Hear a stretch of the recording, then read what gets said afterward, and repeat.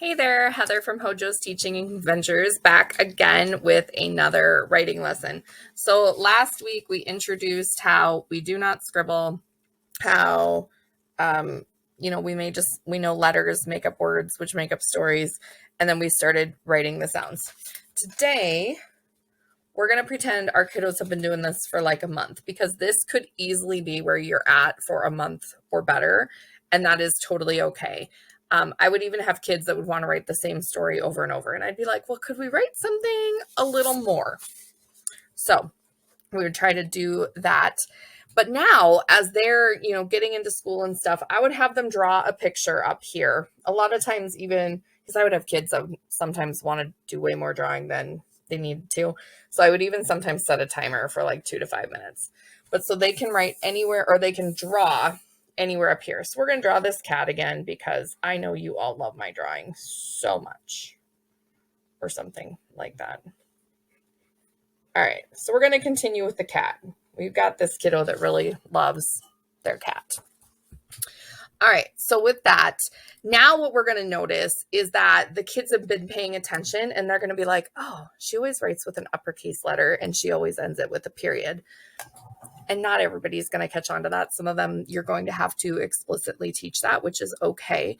And then you're also going to have kids that are like, we've been learning sight words. And I totally, if you have a sight word wall like posted in your home or classroom, I totally let them copy it down. And I give them credit for knowing it. Now, if I'm keeping records of the words they can write on their own, I maybe won't write it down that they have it like memorized in their brain, but copying it is just another way of knowing it. So, all right. So this kid, I would be like, oh, what is this? What are you going to write? And they're like, well, this is my cat. She's black. Write that for me. So, I don't know this. Oh, I hear an S. This is, that was one of our sight words this week. I know that. This is my cat. She is black. Okay, so the kiddo would come up to me and go, this is my cat. She is black. And at this point, I'm like, oh my goodness, do you remember when you used to write 3-word sentences and now you made 2 sentences? That's amazing. Okay, can I show you what goes underneath? Okay, here we go. So I would go, okay, oh my goodness, that's a first grade word. And especially if the kid's only in preschool or kindergarten, I'm like, you're not supposed to know that yet. It's okay. I can tell you. Okay, so this is my cat. And then I would tell them, that's one thought. This is my cat. She, ooh, this is another one of those tricky first grade things. Can I tell you another one? She is SH. She is, black. And I might remind them, like if I have the color words posted somewhere, I would probably tell them, she is black. And then since that's another sentence, so look at that. This is my cat. She is black. You wrote 2 sentences. And you know what else I really, really love?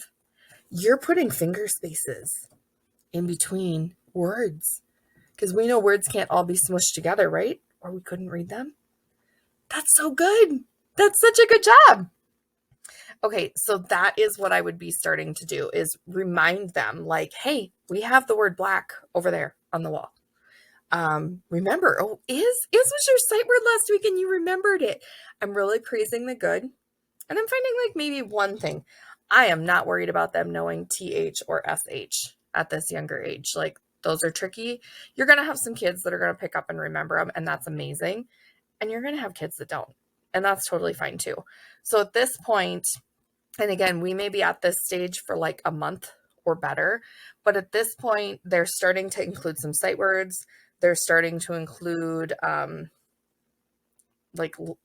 color words, or maybe number words, or something like we have 2 dogs or something like that. It's okay to use that word wall. One thing I didn't mention in the last video is that I do not worry about penmanship. I mean, yes, it needs to be legible, but I am not going to sit there The point of these lessons is to get them writing. So if they make their M's, maybe not the way we would format them if we were practicing penmanship, I don't worry about it. I want it to be legible. Yes, in a perfect world, they'll get there and they'll form them correctly and they'll be legible. But right now, if I make the handwriting, the penmanship, the priority, they're not going to focus on the writing.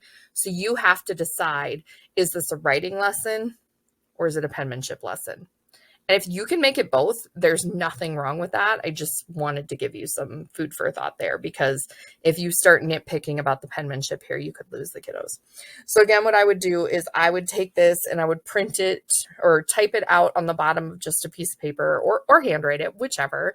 And I would give this to the kid, and either later that day or the next day, I would ask them to illustrate their drawing, and I would include it in their book, just so we can continue to watch that growth. Because, I mean, the average school year is roughly 36 weeks. So we're going to have 30 to 40 pages in this book when we're all said and done. And it'll be so cool from the beginning of the year to the end of the year to see growth. Or if you're a homeschool parent, you could go beyond a year and see just a ton of growth. Okay, so that is all of my thoughts for today, but I will be back another day with some more to share. Thank you.